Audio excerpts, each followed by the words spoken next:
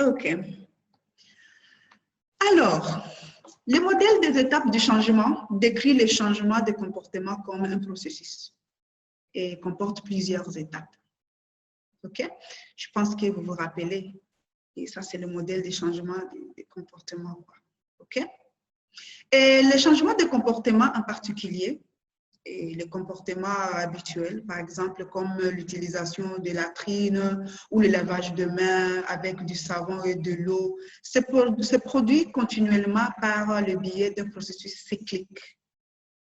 C'est quelque chose qu'on fait, c'est comme un cycle.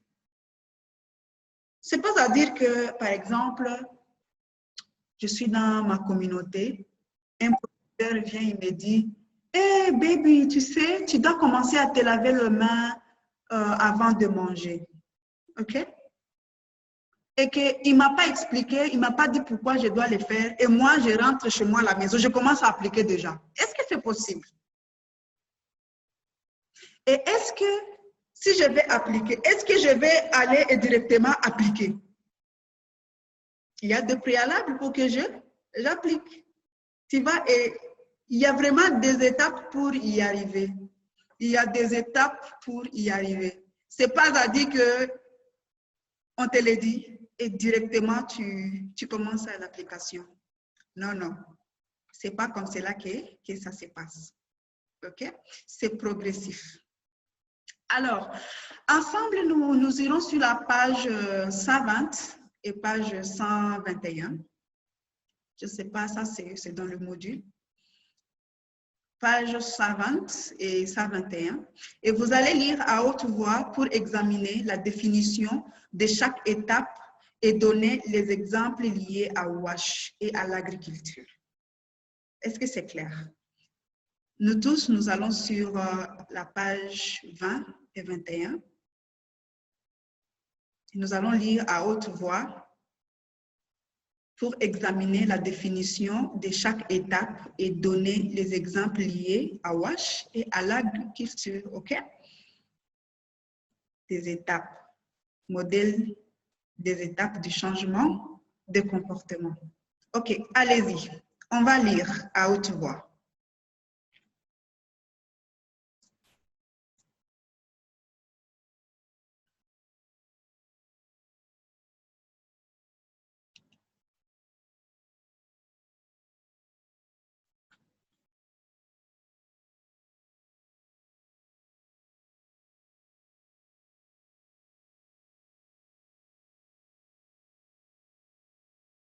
Merci beaucoup.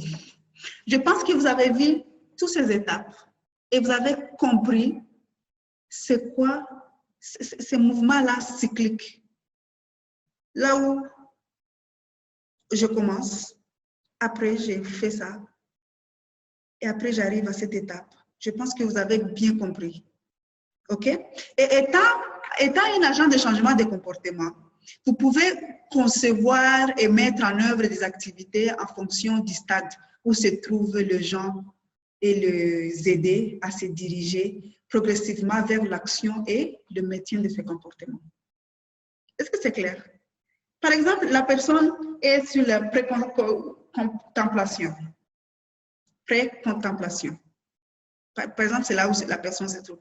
Vous allez aider la personne à aller lentement, contemplation, préparation et pratique, ainsi de suite, lentement, jusqu'à ce que la personne arrive à pratiquer l'action, mais aussi que la personne arrive à maintenir l'action. OK? La personne applique et à la fin, la personne va maintenir l'action. Une fois que vous comprenez à quelle étape se situe votre groupe prioritaire, il est plus facile de voir où il doit se déplacer ensuite. Là, ce n'est pas en désordre parce qu'il y a des étapes, les étapes du changement. Si la personne est en pré-contemplation, après il ira où? Contemplation. OK? Ainsi de suite. Ainsi de suite. Après, préparation, après, là maintenant c'est l'action. Après, il est où? On y va, c'est maintien. Si par exemple, vous commencez par, la personne est à l'étape de préparation. OK? Après, c'est l'action, ainsi de suite, jusqu'à ce qu'ils maintiennent cette action-là. Et c'est très, très facile. Donc, ce cycle est très important. Ça nous donne à ne pas gaspiller du temps. Ça nous dit où devrions-nous commencer exactement. Si la personne a la connaissance qu'il faut, est-ce que vous allez encore ajouter la connaissance? Non, non, non, non. Comment appliquer cette connaissance que la personne a, tu vois? Directement, si tu allais avoir les activités sur la sensibilisation, et là tu changes, tu dis, ah, la personne connaît déjà. Là maintenant, c'est l'application, tu vois, de la connaissance que la personne a. Et toi, en tant qu'agent de changement de comportement, ça te facilite. Ça te facilite pour que tu puisses avancer rapidement et atteindre l'objectif. Parce que rappelez-vous que l'objectif, c'est pour que les gens pratiquent. OK? Ça, c'est l'action et la maintenance de cette action jusqu'à. OK?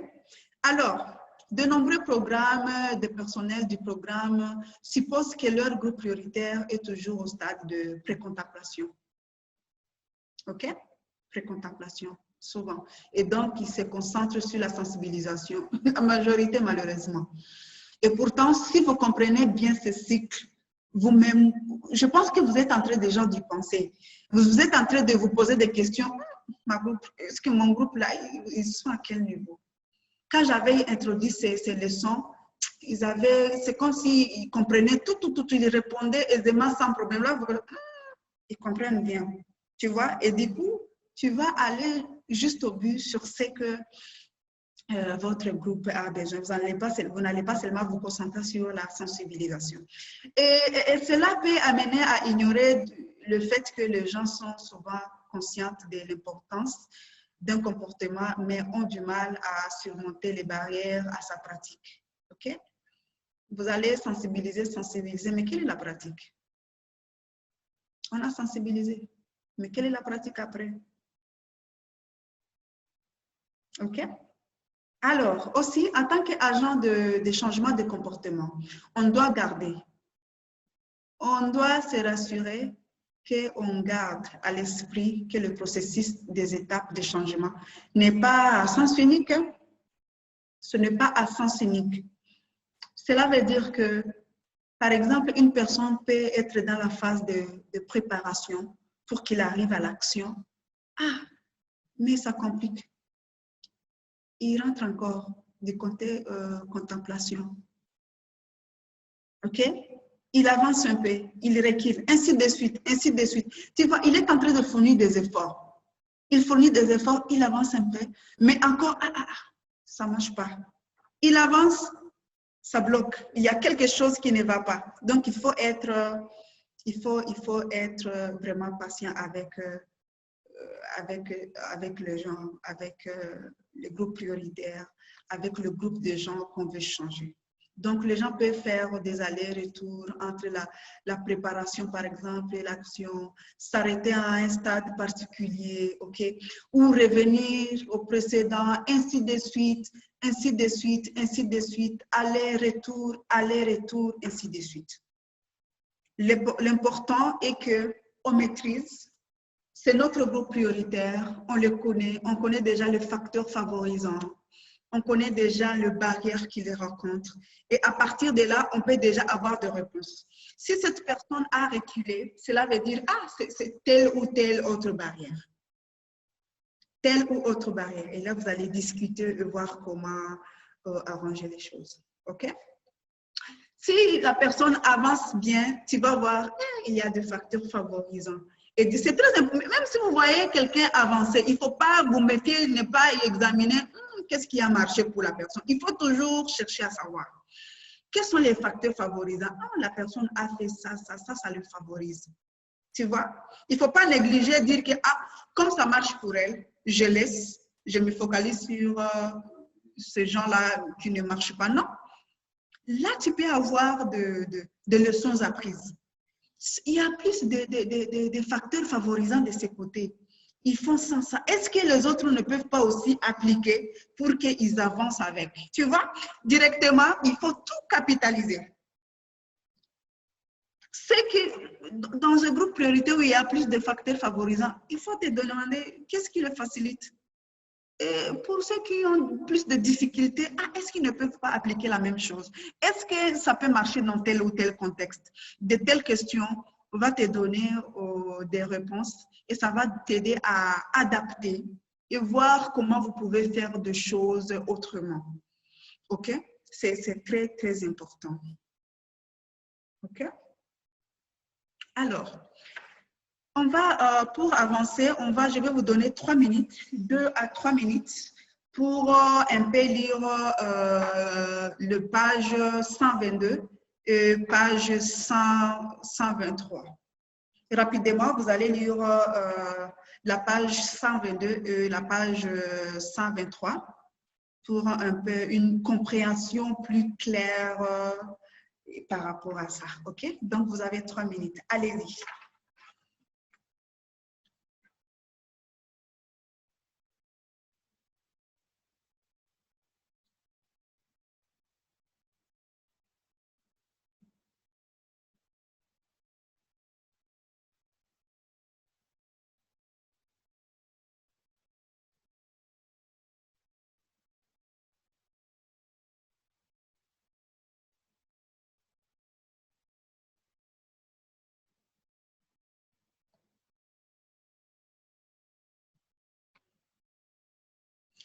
Merci beaucoup. Les 3 minutes sont terminées. Et directement, je vais vous envoyer sur la page 137. Dans le module, sur la page 137, il y a le document 10.6, 10/6. OK? Et sur ce document, ça part sur l'exercice sur les étapes du changement. OK? Ce document va vous expliquer clairement ces étapes de changement. OK? Pré-contemplation, contemplation, préparation, action, entretien, échec, il y a la partie progrès, échec. Tout ça, il faut bien comprendre. OK? Et ces exercices vont vous aider pour mieux comprendre ces étapes. Et surtout, vous pouvez adapter dans votre formation tout ça, donc pratiquer une des leçons, tout ça, et adapter ainsi de suite. OK? Donc, c'est vraiment bénéfique, il faut dire. OK? Et c'est aussi une façon de pratiquer, de se familiariser avec le modèle des étapes. Hein? OK? Parce que ça consiste aussi à ce que les participants, vous puissiez un peu réfléchir sur différentes situations, différents comportements dans la vie courante que nous menons. Donc, tout ça, ça va vraiment nous mener à bien comprendre ces étapes. Mais c'est très important, en tant qu'agent de comportement, de comprendre ces modèles, les étapes de changement.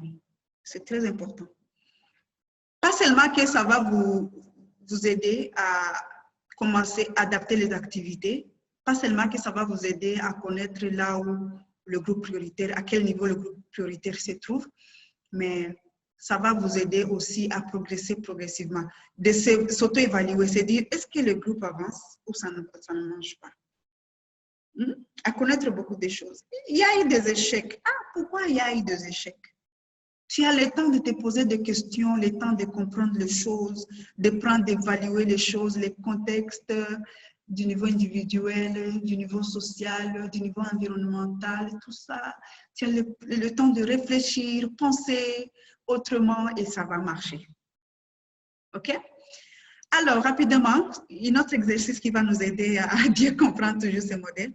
Alors, je vais lire un certain nombre de phrases et chaque personne passera à l'étape où elle se trouve actuellement. OK? Lié à son propre comportement. Il y a beaucoup de choses qu'on fait, mais peut-être que nous-mêmes, on ne connaît même pas à quelle phase nous sommes. Nous sommes là, mais on ne connaît pas. Tu es à quelle phase? Tu ne peux pas répondre. Tu es à quelle phase? Tu ne peux pas répondre. OK? Alors, qu'est-ce que nous allons faire exactement? Nous allons considérer ça par doigt 1, par exemple, on dit, quand on fait comme ça, on dit que moi, je suis au niveau 1. Et le niveau 1, c'est le pré-contemplation. OK? Si quelqu'un fait comme ça, donc il est au niveau 2. Au niveau D, c'est contemplation. Je ne sais pas si vous regardez bien les explications qui sont sur le flip chart. Les explications sur le flip chart, ça montre déjà les 2 doigts. OK? Celui qui donne les 3 doigts, donc il est sur la phase de préparation. Préparation. Et sur la phase 4, il dit, ah, lui là déjà, il est dans l'action. Tout le monde qui va faire comme ça, donc ils sont dans l'action. Si quelqu'un montre 5, donc lui, il est déjà en train de maintenir. Il est en train de maintenir. Et quelqu'un qui va faire comme ça, ah là là là là là, ça c'est la rechute. La personne a déjà pratiqué, il pratique, mais il a chuté. Donc il doit encore se relever. Est-ce que c'est clair? Alors, ce que moi je vais faire, je lis une phrase et vous allez montrer le doigt. Les doigts ne doivent pas se ressembler. Peut-être que moi je suis sur le niveau 1. Peut-être que toi tu es sur le niveau 2. Alors, chacun va montrer le doigt. OK? Alors, avant de commencer, je vais donner un exemple. Alors, l'exemple que je vais donner, par exemple, je peux dire la phrase je me lave les mains à chaque fois avant de manger. Je me lave les mains avant de manger avec du savon. Je précise avec du savon parce qu'on peut se laver ou sans utiliser le savon. Autre chose, je voulais peut-être souligner, nous ici, les agents de changement de comportement, d'être spécifiques. Il y a laver, on lave les mains, ok, c'est bon. Mais quand tu ajoutes avec du savon, c'est ce qui donne la différence. Laver avec du savon. Alors, quand j'ai dit je me lave les mains avec du savon avant de manger, si moi je suis au niveau de pré-contemplation, donc je suis ignorante, quoi, je ne sais rien, je vais mettre un 1. Si j'ai déjà appris ça, j'ai la connaissance, quelqu'un va mettre 2, lui il a déjà la connaissance.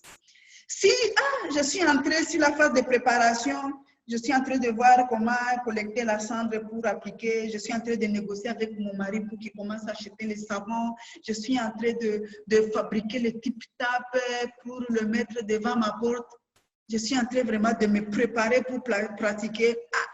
Quelqu'un va mettre 3, ok? Et si vraiment il a tout mis, se lave déjà le main avant de manger, il va montrer 4. Ainsi de suite. Et peut-être je peux dire ce comportement, il y aura les gens qui vont mettre 1, 2, ainsi de suite, ainsi de suite, ainsi de suite. Est-ce que c'est clair, ce jeu qu'on va faire? Est-ce qu'il y a des questions? OK? S'il n'y a pas de questions, alors on va citer le mot et ce mot va être partagé et puis vous allez mettre le doigt à l'air pour jouer à ces jeux. Est-ce que c'est clair? OK. Alors, nous allons utiliser le phrase sur le document 10/6. C'est là où nous allons lire le mot. Et je vais désigner un volontaire qui va commencer à lire les mots et puis les gens mettent le doigt à l'air. Le 1, le 2, le 4. Tu lis les mots. Est-ce qu'il y a un volontaire? OK, comme il y a un volontaire, alors tu vas lire les mots et les gens vont montrer le doigt. Tu lis les mots et les gens montrent le doigt.